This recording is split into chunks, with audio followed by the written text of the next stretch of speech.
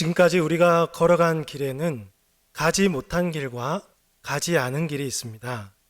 가지 못한 길이란 자신의 의지와는 상관없이 이미 정해진 길입니다. 예를 들면 부모님이나 성별, 외모와 같은 것들은 내가 스스로 선택해서 결정할 수 있는 것들이 아니죠. 이미 정해져 있는 것을 받아들인 것입니다. 그래서 우리는 거부할 수 없는 하나님의 주권에 우리를 향한 하나님의 계획과 뜻이 있는 줄로 알고 이 뜻을 발견하기 위해서 지금까지 힘써 왔습니다. 반면에 가지 않은 길이란 자신이 선택한 길입니다. 오늘 여러분도 교회 오실 때 나 오늘 무슨 옷을 입을까부터 시작해서 예배 끝나고 이제 뭘 먹을까 이런 사소한 선택부터 직업과 학교 또 교회와 배우자를 정하는 중요한 선택에 이르기까지 우리 스스로 선택해 왔습니다. 어제의 선택이 오늘의 저를 만들었고 오늘의 선택이 내일의 저와 여러분을 만든 것입니다. 이처럼 우리의 삶은 하나님께서 주권적으로 정하신 길과 각자 그 선택 사이에 놓여 있고 그 속에서 우리가 누구의 가이드를 따라서 어떤 길을 선택하는지 그 선택을 보면서 그 사람의 정체성과 그의 인생이 결정되는 것이죠. 그만큼 인생 중에 무엇을 선택하느냐가 참으로 중요한데요. 문제는 그 무엇을 결정하는 것이 너무 어렵다는 거죠. 특히 우리 성도들은 삶 속에서 하나님의 뜻을 찾는 것이 참으로 중요한데 오늘 많은 성도들이 이 뜻을 찾지 못해서 신앙이 정체되고 또 방황을 합니다. 성경 속의 세상의 기준과 가치관을 따라 선택한 대표적인 인물은 바로 롯입니다. 롯과 아브라함은 함께 번성하면서 종들 사이에 다툼과 갈등이 일어나서 같이 동거할 수가 없었습니다. 이에 아브라함은 롯에게 먼저 선택권을 양보합니다. 롯은 어디를 선택하죠? 물이 넉넉하고 여호와의 동산 같아 보이는 요단 동쪽 소돔 땅을 선택했습니다.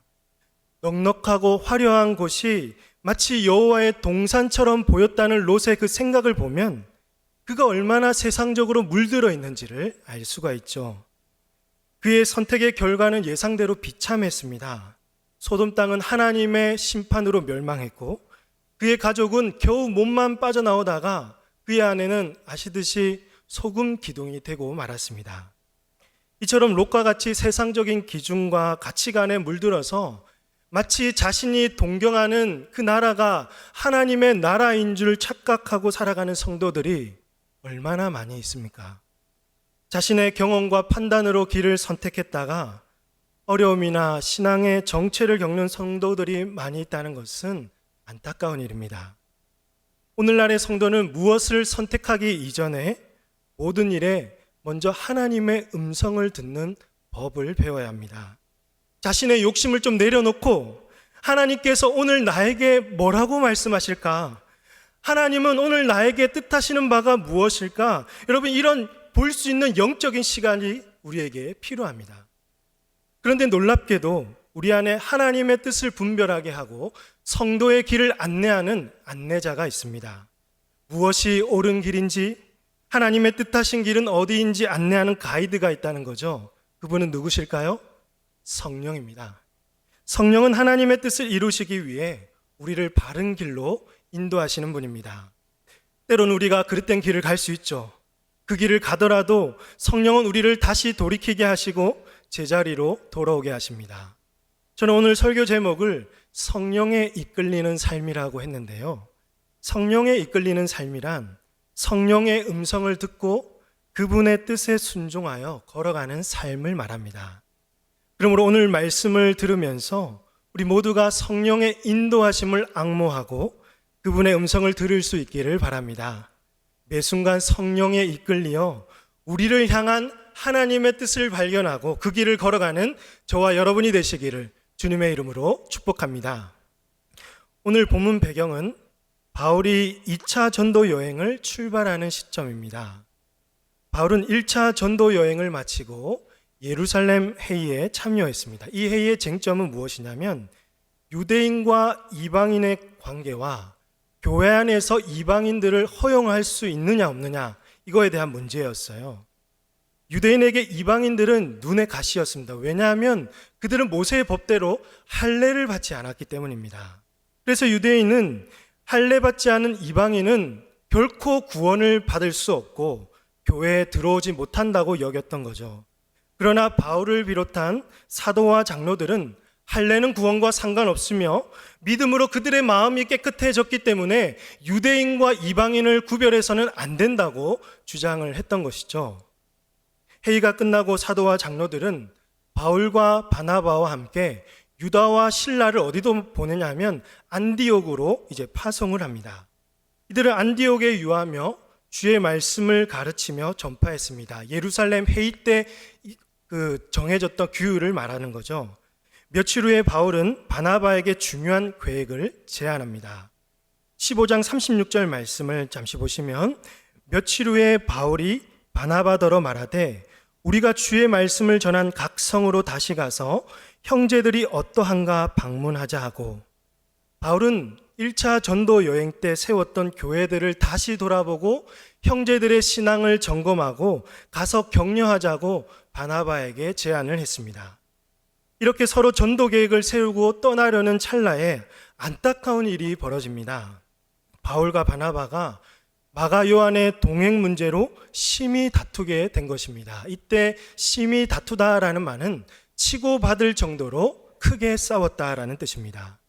바나바는 그의 조카인 마가를 데리고 함께 가고 싶었는데 바울은 이를 반대했습니다. 그 이유는 1차 전도 여행 중에 밤빌리아 버가에서 마가 요한이 그냥 예루살렘으로 떠나버렸기 때문입니다. 바울은 그의 마음에 마가에 대한 배신감이 쌓여 있었던 것이죠. 그래서 안디옥에서 바울과 바나바는 이제 갈라섭니다. 지금부터 우리 잠시 2차 전도 여행 지도를 잠깐 보겠습니다. 저기 밑에 쪽에 보시면요, 이집트, 이스라엘 백성이 이제 출애굽했던 이집트가 저 밑에 빨간색으로 표시가 되죠. 이제 알아서 되실 겁니다, 빨간색으로. 그리고 이제 예루살렘 회의가 진행되었던 곳이 어디냐면 저기 부근에 있습니다. 그리고 위쪽으로 올라가서 안디옥이 어디냐면 저 위쪽 중간쯤에 있죠. 안디옥에서 바나바는 마가를 데리고 어디로 넘어갈까요? 배를 타고 자신의 고향인 구브로로 갑니다. 왼쪽 저기 섬에 보이는 구브로가 보일 겁니다. 그리고 나서 바울은 신라를 택해서 형제들의 부탁을 받고 북쪽 수리아, 저쪽 이제 안디옥에서 북쪽으로 가서 길리기아 지방으로 가게 됩니다. 여러분 보시면 저 수리아와 길리기아로 가는 그 라인이 투르스 산맥인데요. 아주 가는 길이 험하고 힘든 여정입니다. 그럼에도 사도행전 15장 41절에 기록된 대로 바울과 실라는 수리아와 길리기아에서 복음을 전하면서 교회들을 견고하게 세워나갔습니다. 그리고 이들은 갈라디아는 저 북쪽, 오른쪽 북쪽 끝에 있는데요. 갈라디아 남쪽 땅에 있는 이제 더베와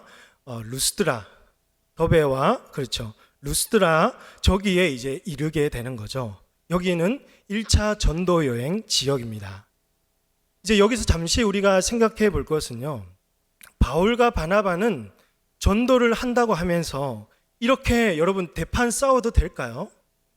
그리고 둘이 싸워서 갈라섰다면 이들의 계획은 모두 실패한 것이 아닐까요? 그렇죠. 주의 일을 하면서 다투는 것은 좋지 않습니다. 바람직한 일이 아닙니다. 가능한 한 우리는 서로 화목하고 협력해야 합니다. 하지만 오늘 저희들도 주의 일을 하면서 다투기도 하고 관계가 깨어지기 때문에 그게 문제이죠. 그렇지만 오늘 우리 본문 말씀을 통해서 우리에게 주시는 위로는 성령은 다툼까지도 사용하셔서 합력하여 선한 길로 인도하신다는 사실입니다. 또 이렇게 사역하는 중에 성령께서는 우리의 잘못도 생각나게 하시고 회개하게 하시고 서로의 관계를 회복시켜 주시는 것이죠. 우리가 품었던 꿈과 목표를 포기하지 않고 주의 일을 계속 감당하기를 원한다면 성령은 다양한 길로 안내하셔서 하나님의 뜻을 이루게 하실 줄로 사랑하는 성도 여러분 믿으시기를 바랍니다. 성령은 바울과 실라를 수리아 길리기아 방향으로 향하게 하셨고 또 더베와 루스드라에 이르게 합니다. 이들은 루스드라에서 누구를 만나죠? 바로 1차 전도 여행 중에 개종했던 디모데를 만난 것입니다. 디모데의 어머니와 할머니는 믿는 유대인이었고 아버지는 헬라인이었는데 아버지는 아마도 일찍 돌아가신 것으로 보입니다. 디모데는 개종한 이후부터 루스드라와 이고니온에 있는 주의 형제들에게 칭찬을 받으며 주의 복음을 전했던 훌륭한 제자였습니다. 바울은 그를 데리고 2차 전도 여행을 다니기로 결정했는데 문제가 하나 생겼습니다. 3절 말씀을 보시면 바울이 그를 데리고 떠나고자 할새 그 지역에 있는 유대인으로 말미암아 그를 데려다가 무엇을 행했어요? 할례를 행하니 이는 그 사람들이 그의 아버지는 헬라인인 줄 다 알미러라. 디모데가 할례를 받지 않았던 것입니다. 바울이 예루살렘 회의에서 했던 그 말들을 생각해 보면 굳이 디모데가 할례를 안 받아도 전혀 문제가 없을 것 같습니다. 하지만 바울은 디모데를 데려다가 할례를 행했습니다. 그의 생각이 변한 것일까요? 아니면 줏대 없이 이랬다가 저랬다가 사역하는 사람인 걸까요? 아닙니다. 할례에 대한 바울의 입장은 확고합니다. 육체적인 할례는 구원과 상관없고 할례 받지 않은 이방인들도 그리스도인들이 될 수 있다는 것이죠. 이것을 디도가 증명해 주었죠. 갈라디아서 2장 3절 보시면 그러나 나와 함께 있는 헬라인 디도까지도 억지로 할례를 받게 하지 아니하였으니 온전한 이방인이었던 디도는 할례를 억지로 받지 않게 했던 것입니다. 그러면 바울은 여러분 왜 디모데에게 할례를 행했을까요? 3절 말씀에 기록된 대로 그 땅에 있는 유대인 때문이었습니다. 유대인들은 이방인을 아버지로 둔 디모데가 할례 받지 않은 이방인인 줄 알고 있었기 때문에 이로 인해서 유대인들의 마음이 다치지 않도록 그리고 복음을 전하는 데 장애가 되지 않기 위해서 바울은 디모데에게 할례를 행했습니다. 바울은 복음과 사람을 대하는 자세가 한결같습니다. 바울은 로마 시민권자였죠. 그의 권리를 얼마든지 행사할 수 있었습니다. 그럼에도 불구하고 그는 권리를 행사하지 않았습니다. 그 이유는 고린도전서 9장 12절 말씀을 보시면 다른 이들도 너희에게 이런 권리를 가졌거든 하물며 우리일까 보냐. 그러나 우리가 이 권리를 쓰지 아니하고 범사에 참는 것은 그리스도의 복음에 아무 장애가 없게 하기 위해서였습니다. 또 그는 화려한 스펙을 가지고 있었습니다. 그럼에도 그가 많은 사람의 종이 된 것은 고린도전서 9장 19절을 보시면 내가 모든 사람에게서 자유로우나 스스로 모든 사람에게 종이 된 것은 무엇 때문이죠? 더 많은 사람을 얻기 위해서였습니다.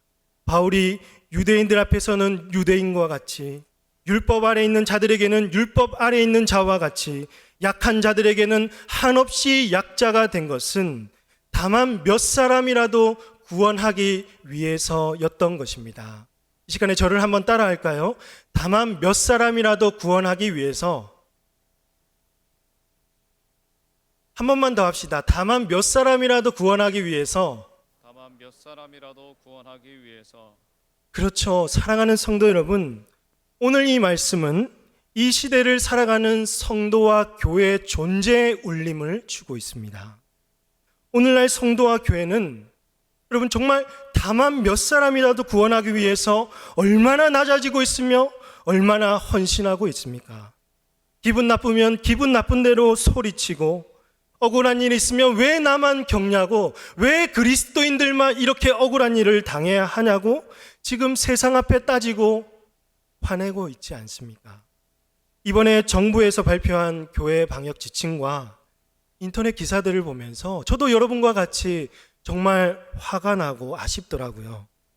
교회가 마치 바이러스 확산의 중심이 된 것 같아서 불편했고 속상했습니다. 또 한편으로 세상은 여전히 교회를 이해하지 못하고 있는 것 같아서 애통했고 또 교회가 큰 과제를 얻은 것 같아서 마음에 부담이 쌓이기도 했습니다. 이러는 중에 오늘 말씀을 묵상하면서 저의 마음에 든 큰 확신은 무엇이냐면 교회가 소망을 잃어서는 안 된다는 것입니다. 교회의 건의도 소중하죠. 잘못된 것을 바로잡는 것 중요합니다. 하지만 더 중요한 것은 이 일로 인해서 복음의 장애가 절대로 있어서는 안 된다는 사실입니다.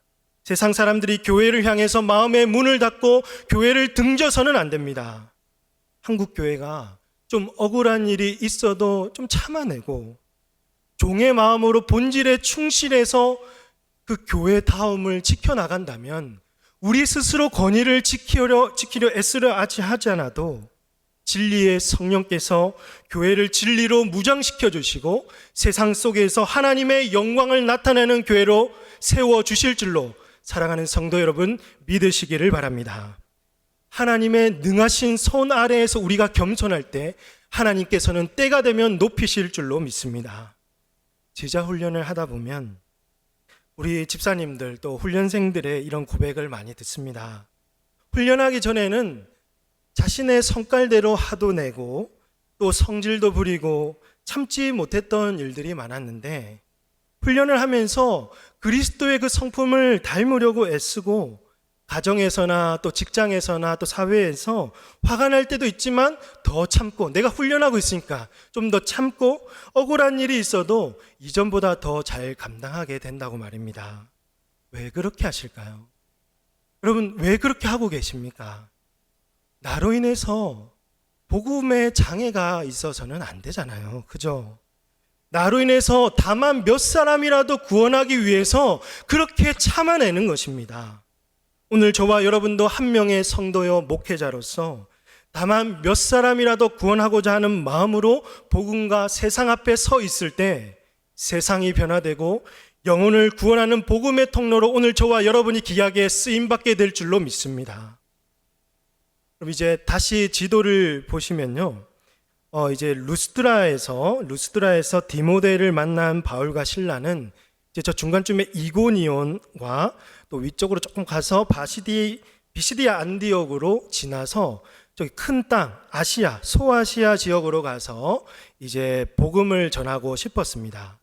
여기 아시아 지역은요 로마 총독이 직접 관할하는 땅인데요.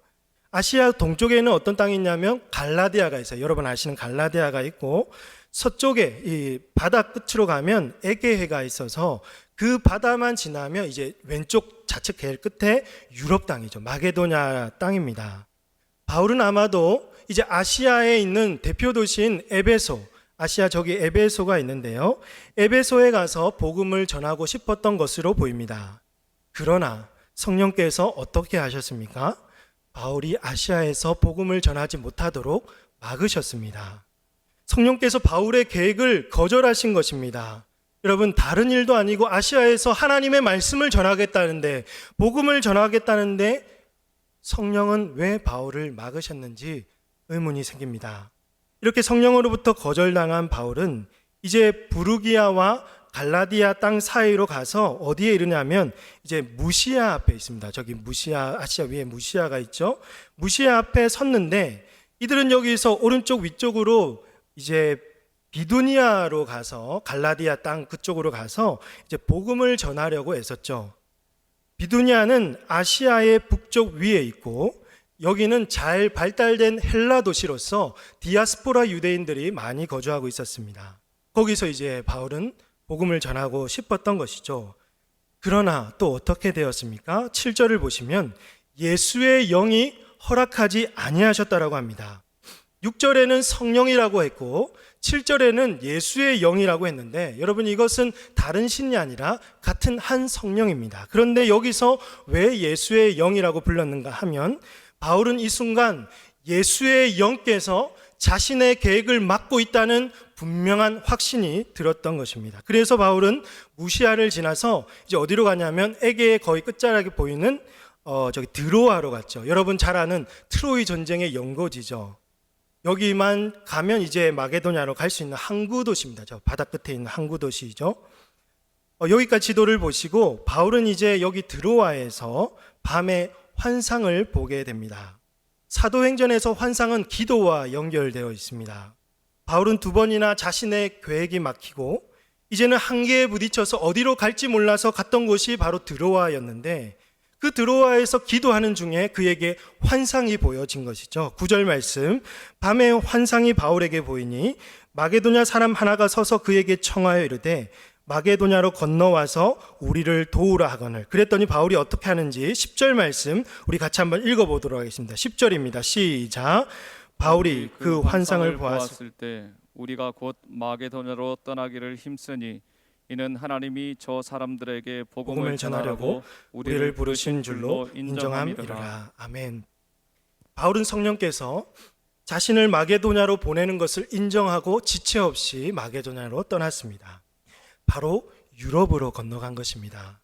이때 함께 동행하는 인물이 있는데요. 10절에 보시면 우리가라고 이제 표현되어 있죠. 사도행전의 저자인 누가가 이때 함께 동행하는 것이죠. 이처럼 바울은 자신의 계획을 내려놓고 성령이 이끄시는 대로 순종하며 나아갔더니 그가 생각지도 못한 유럽의 문이 열리게 되었던 것입니다. 여러분, 너무 놀랍지 않습니까? 바울의 철저한 계획도 아니었고요. 바울이 의도했던 바도 아닙니다. 오직 성령의 이끌림을 받아 그 말씀에 순종하며 따라갔더니 복음의 문이 활짝 열리게 되었습니다. 할렐루야. 사랑하는 성도 여러분, 오늘 말씀을 들으면서 가슴에 와닿는 부분이 있었을 것입니다. 서두에도 말씀드렸지만 우리의 삶은 하나님께서 주권적으로 정하신 길과 또 스스로 선택하는 그 사이에 놓여 있습니다.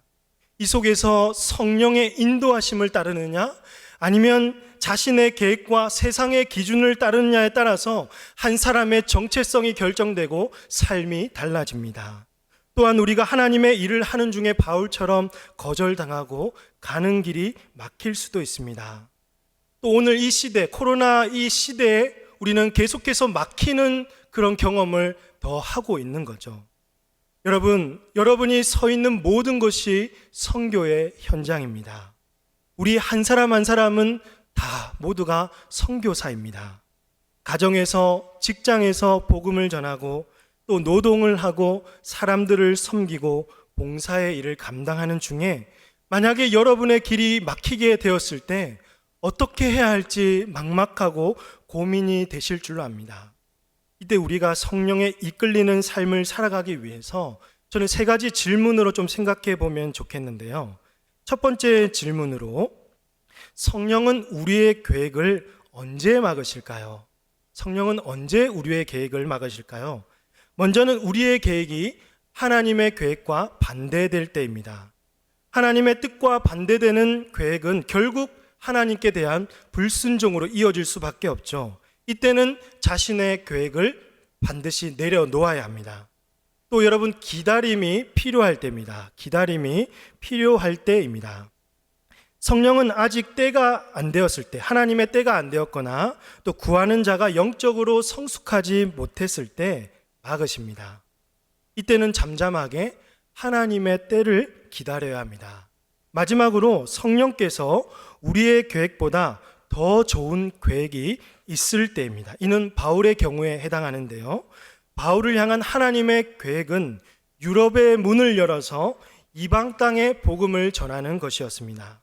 바울의 계획보다 하나님의 계획이 크고 영광스럽기 때문에 성령은 그의 길을 막은 것입니다. 이사야 선지자는 이렇게 고백합니다. 이는 내 생각이 너희의 생각과 다르며 내 길은 너희의 길과 다름이니라. 여호와의 말씀이니라. 9절 같이 읽습니다. 이는 하늘이 땅보다 높음 같이 내 길은 너희의 길보다 높으며 내 생각은 너희의 생각보다 높음이니라. 아멘.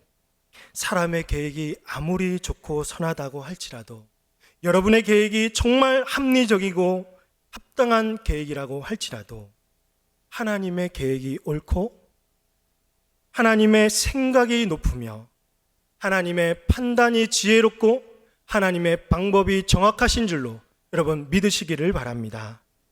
요나 이야기를 여러분 잘 알고 계시죠? 요나는 큰 성읍 니느웨로 가서 말씀을 전하라는 하나님의 뜻을 무시하고 어디로 갔어요? 다시스로 향하는 배를 올라탔죠. 그 배 안에서 무슨 일이 일어납니까? 큰 폭풍이 일어나서 이제 요나는 큰 바다에 던져지게 되고 이제 물고기 뱃속에서 3일 동안 갇히게 되죠. 요나는 물고기 뱃속에서 정말 통곡하면서 회개하면서 기도했 다음 결국에는 니느웨로 가서 하나님의 말씀을 전하게 되는 거죠. 이처럼 하나님의 계획이 있을 때는 사람의 계획을 막으시는 것입니다. 오늘 우리도 신앙생활하는 중에 또 일상을 보내는 중에 나의 계획이 있고 또 하나님의 계획이 있을 텐데 엇갈리는 경우들을 많이 경험하실 것입니다. 그때마다 요나처럼 하나님의 뜻을 무시하고 고집대로 밀어붙이면 결국 세월을 낭비하고 또 우리의 몸과 마음은 지칠 것이며 하나님의 뜻을 지체시키는 것입니다. 잠언 기자는 여러분이 잘 아시는 말씀처럼 고백하죠. 사람이 마음으로 자기의 길을 계획할지라도 그의 걸음을 인도하시는 분은 여호와시니라. 우리 이 말씀 같이 한번 읽어볼까요? 사람이 마음으로 자기의 길을 계획할지라도 그의 걸음을 인도하시는 이는 여호와시니라. 할렐루야. 우리가 무엇을 계획하고 그의 계획이 정말 훌륭해서 사람들에게 감동을 준다고 할지라도 여러분 그 걸음을 인도하시는 분은 오직 하나님이십니다. 하나님의 계획이 사람의 계획 위에 있고 하나님의 뜻이 사람의 뜻보다 완전하시며 선하심을 믿습니다. 여러분의 계획이 있더라도 하나님의 뜻이 아니라면 과감하게 여러분의 계획을 내려놓고 하나님의 뜻을 우선적으로 따르는 우리 모든 성도님들 다 되시기를 주님의 이름으로 축복합니다. 그렇다면 이제 두 번째 질문으로 우리는 어떻게 성령이 막으시는 것을 알 수 있을까요? 어떻게 알 수 있을까요? 오늘 본문을 보시면 성령께서 어떤 방법으로 바울을 막았는지는 알 수가 없습니다. 다만 성령이 아시아에서 말씀을 전하지 못하게 하셨다. 또 예수의 영이 허락하지 아니하셨다라고 말씀하고 있습니다. 이런 경우에는 성령께서 나에게 뭐라고 말씀하시는지 귀를 기울이고 그분의 음성을 듣는 훈련을 해야 합니다. 이 훈련 중에 하나는 바로 성령의 음성을 듣는 것을 방해하는 이 못된 자아를 죽이는 훈련입니다. 예를 들면요, 어떤 사람은 이미 자신의 계획을 다 세워놓았죠. 그리고는 자기의 뜻이 하나님의 뜻이 되게 해달라고 간구를 합니다. 직업을 선택할 때에도 A라는 직업이 내 앞에 놓여 있고 또 B라는 직업이 앞에 놓여 있는데 그때 이제 하나님께서 나를 향한 계획이 무엇입니까? 뜻이 무엇입니까? 라고 기도하지만 실제로 우리 마음속에는 이미 다 연봉을 많이 주는 곳으로 또 나의 욕심과 생각에 이끌려 이미 선택한 경우들이 많이 있다는 것이죠. 내 안에 욕심과 탐심이 가득하기 때문에 하나님의 뜻이 이 마음속에 들어올 공간이 없다는 것입니다. 여러분, 대중가요 중에 가시나무라는 노래를 아시나요? 가시나무. 그 앞 소절에 이런 가사가 있는데요. 노래를 한번 불러보고 싶지만 참겠습니다. 내 속에 누가 많을까요? 내가 너무도 많아서 당신이 쉴 곳이 없다라는 것이죠. 이처럼 자기 중심적인 생각과 그 옆에 있는 사람이 아무도 꺾을 수 없는 고집과 성질이 내 안에 가득 차여 있으면 결코 성령의 음성을 들을 수가 없습니다. 그러므로 사랑하는 성도 여러분, 매일 하나님께 여러분 기도하실 때요, 나의 못된 자아와 또 이기적인 욕심을 버리게 해달라고 기도하십시오. 나의 고집과 이 성질을 좀 꺾게 해달라고 여러분 성령님께 도우심을 구하시길 바랍니다. 또한 마음의 평안이 사라지는 순간들이 있어요. 정서적으로 안정이 되지 않고 또 불안하고 무슨 일만 하면 좀 두렵고 걱정되고 확신이 들지 않을 때는 그때는 여러분이 하던 것을 내려놓고 마음의 평안이 찾아올 때까지 성령께서 정말 나를 이끌고 계시다는 확신이 들 때까지 좀 기도하면서 기다리는 것이 좋습니다. 왜냐하면 성령이 막은 것일 수도 있기 때문이죠. 여러분, 성령이 이끌어 주실 때에는 마음에 분명히 평안이 있습니다. 이 평안은 세상이 줄 수 없는 하나님의 선물입니다. 이 선물이 있기 때문에 오늘 우리는 행복하게 살아갈 수 있는 거죠. 그렇다고 성령께서 이끄시는 길이 고난과 시험이 없는 길이 아니죠. 우리 예수님께서도 마귀에게 시험을 받으실 때 마태복음 4장 1절 보시면 그때 예수께서 누구에게 이끌리셨죠? 성령에게 이끌리어 마귀에게 시험을 받으러 광야로 가셨죠. 그럼에도 불구하고 그의 마음에 성령께서 말씀으로 역사하시면 시험을 이길 힘을 주시고 고난이 닥쳐와도 그 마음속에 평안과 또 기쁨이 가득한 것이죠. 성령께서 모든 환경을 다스리시고 그를 가장 안전한 곳으로 인도해 주실 것입니다.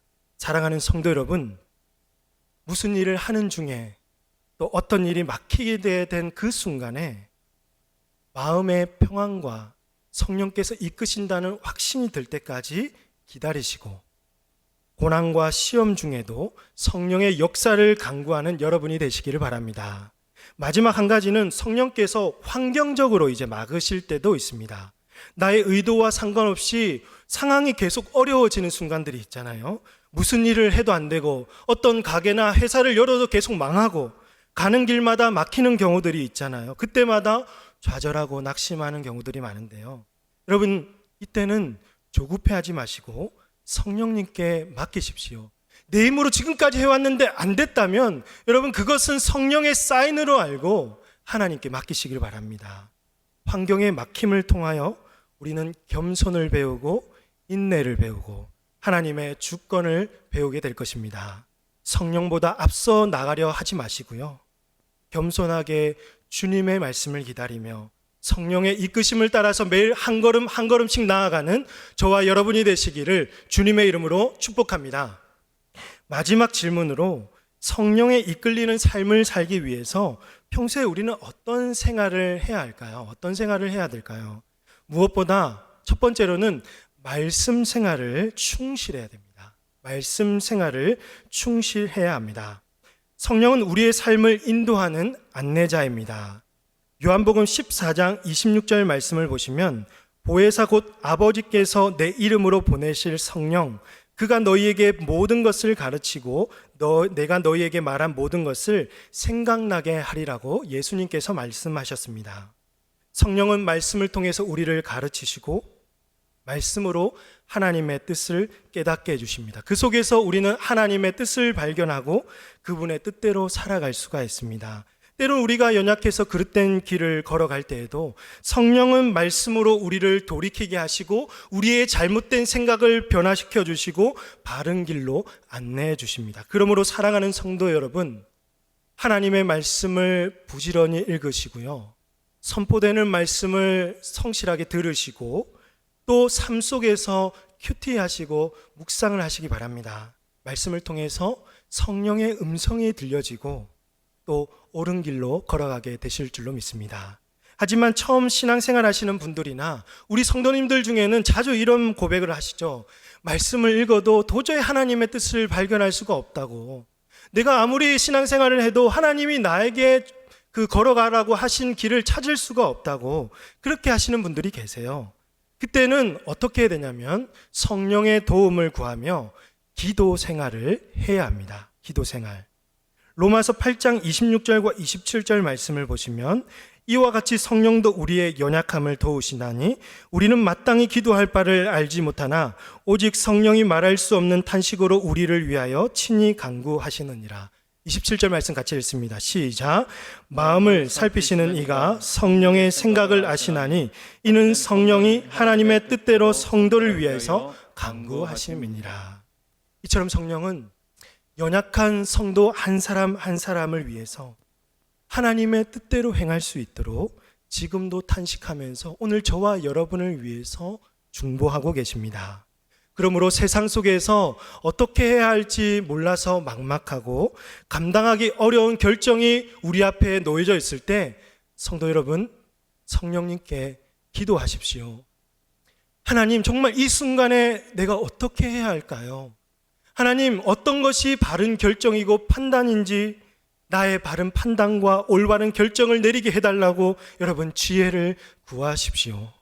행여 잘못된 길을 걸어가고 있다면 하나님 바로 잡아주시고 그릇된 결정을 내리지 않도록 성령님께 도움을 구하십시오. 만일 혼자의 힘으로 할 수 없다면 주변에 좋은 조언자나 기도자를 만날 수 있도록 은혜를 간구하시기를 바랍니다. 이처럼 말씀과 기도를 충실한 성도는 그의 마음에 하나님께서 기뻐하시는 뜻을 소원하는 생활을 하고 그분의 뜻대로 살기를 원하는 거죠. 빌립보서 2장 13절에서 너희 안에서 행하시는 이는 하나님이시니 자기의 기쁘신 뜻을 위해서 너희에게 소원을 두고 행하게 하시니라고 바울이 기록해 놓았습니다. 성령은 우리 마음에 임재하셔서 말씀으로 하나님의 뜻을 깨닫게 하시고 기도하면서 우리의 마음이 뜨겁게 하심으로 이제는 하나님의 뜻이 나의 뜻이 되기를 소원하게 되는 것입니다. 이와 반대로 우리 마음 가운데 자기의 생각과 자기의 고집과 또 세상의 그릇된 기준이 가득 차여 있으면 마치 그것이 하나님의 뜻인 줄 알며 착각하며 그릇된 행동을 하게 되는 것입니다. 그러므로 사랑하는 성도 여러분, 오늘 하나님께서 나에게 가장 기뻐하시는 삶이 무엇인지를 늘 소원하십시오. 그리고 성령께 나의 모든 생각과 판단과 지식, 지혜를 다 맡기고 성령께서 이끄시는 대로 살아가시길 바랍니다. 그때 환상 중에 바울에게 나타나서 건너와서 우리를 도우라고 했던 그 음성이 오늘 우리에게도 들려지게 될 것이고 저와 여러분을 통해서 그 문이 열리게 될 줄로 믿습니다. 마지막 질문을 드리면서 찬양을 하고 싶은데요. 성령이 이끄시는 여러분의 마게도냐는 어디입니까? 여러분의 가정이세요? 여러분의 직장이세요? 아니면 또 다른 여러분의 선교 현장입니까? 그곳에 우리 성령께서 함께 하셔서 복음의 문이 활짝 열리게 될 줄로 믿습니다. 이 시간 우리 함께 찬양하겠습니다. 오늘 이곳에 계신 성령님, 우리에게 말씀하시고 우리의 길을 보여달라고, 우리에게 하나님의 뜻을 비추어 주시고 그분의 뜻을 이루는 성령님을 만나게 해달라고 그 소망하는 마음으로 함께 찬양하겠습니다. 오늘 이곳에 계신 성령님, 우리에게 말씀하시고 우리를 가르치소서. 닫힌 우리 마음 열어주시고 주의 빛으로 밝혀 우리 한 번 더 고백합시다. 오늘 이 자리에 계신 우리 성령님, 오늘 이곳에 계신 성령님, 우리에게 말씀하시고 우리를 가르치소서. 닫힌 우리 마음 열어주시고 주의 빛으로 밝혀 우리 인도하소. 주님보다 앞서지 않고 주님보다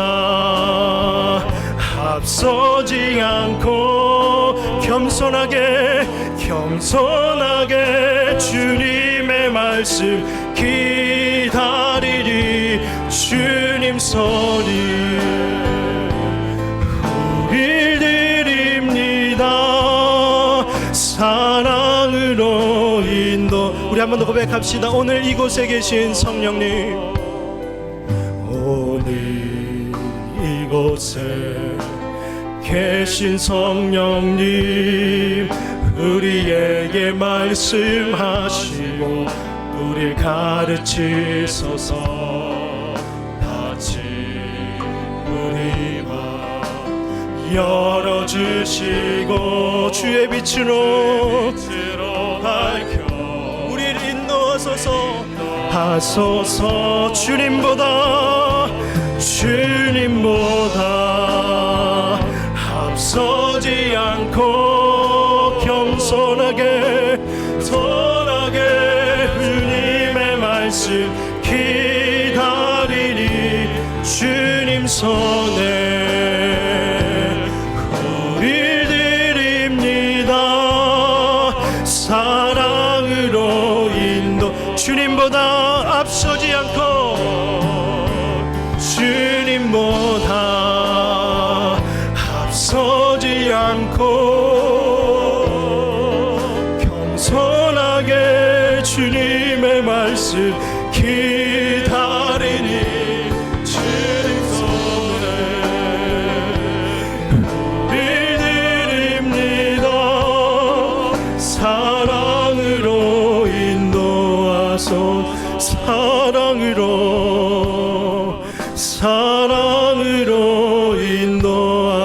그 사랑으로 인도하소서. 사랑으로 인도하소서. 우리는 매일 선택의 기로에 놓여 있습니다. 바른 선택과 결정을 할 때보다 늘 실수하고 넘어지고 어디로 가야 할지 몰라서 헤매는 경우들이 더 많은 저희들입니다. 이럴 때마다 자기의 계획과 생각과 마음을 다 내려놓고 성령님께 도움을 구하며 그분의 음성을 듣기 위해서 여러분 기도하시길 바랍니다.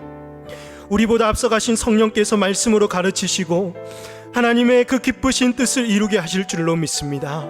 이 시간 기도하실 때 성령의 세밀한 음성을 듣게 해달라고, 말씀을 통해서 나를 향한 하나님의 계획을 깨닫게 해달라고, 성령께서 이끄시는 나의 마게도냐로 가서 그 복음의 문을 열게 해달라고, 하나님 이 시간 우리 함께 합심해서 기도하도록 하겠습니다. 기도하십니다.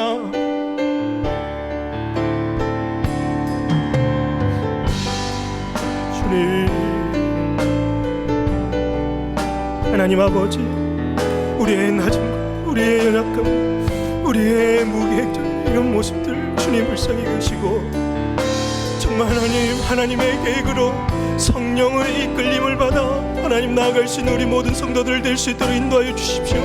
이 어려운 시기에 막히는 경우들이 많고 우리의 계획이 정말 하나님 이렇게 깨어지는 경우도 많을 때, 그때마다 하나님께 지혜를 구하며 성령이 이끄시는 대로 살아가게 하여 주셔서 하나님이 우리를 위해 예비하신 그곳으로 나아가서 진정으로 그것을 살리고 다만 몇 사람이라도 구원하기 위한 심정을 가지고 주님의 마음으로 복음의 문을 열 수 있도록 하나님 함께하여 주시기를 간절히 원합니다. 우리를 향한 하나님의 뜻을 알기를 원합니다. 우리에게 그 기쁘신 뜻을 소원하게 하시고 그 기쁘신 뜻대로 행할 수 있는 능력을 더하여 주시옵소서. 아버지 하나님, 주님,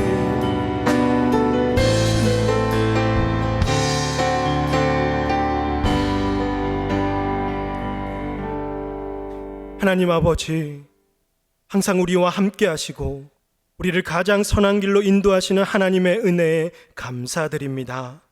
우리에게 주어진 인생길을 하나님과 항상 걷게 하시고 우리 하나님 때문에 기쁘고 든든하고 행복한 걸음이 되게 하여 주시옵소서. 때론 우리의 생각과 이성과 판단이 미숙하여 잘못된 선택을 하기도 하고 그릇된 계획을 세우기도 합니다. 진리의 성령께서 우리의 부족을 깨우쳐 주시고 바른 길로 비춰 주시옵소서. 성령님께서 우리를 막으실 때 우리의 계획과 시간표를 다 내려놓게 하시고 성령이 이끄시는 대로 따라가며 이 길이 정말 내게 주신 길이라는 마음의 평안과 분명한 확신이 들게 하여 주시옵소서. 날마다 말씀과 기도로 하나님의 기쁘신 뜻을 소원하게 하시고 성령에 이끌려 각자에게 허락하신 마게도냐로 가서 다만 몇 사람이라도 구원하기 위한 그 은혜를 더하여 주시옵소서. 이 모든 말씀을 진리의 성령을 우리에게 보내어 주신 예수 그리스도의 이름으로 기도드리옵나이다. 아멘.